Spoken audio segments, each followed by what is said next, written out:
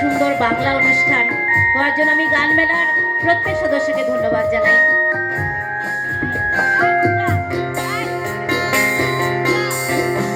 এই মুখ যোজনা গভীর শোনা গল্প করি, এই মুখ যোজনা গভীর শোনা গল্প করি।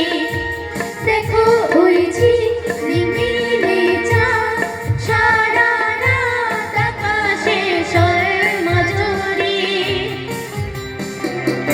এই মুখ যোজনায় গভীর শোনা গল্প করি।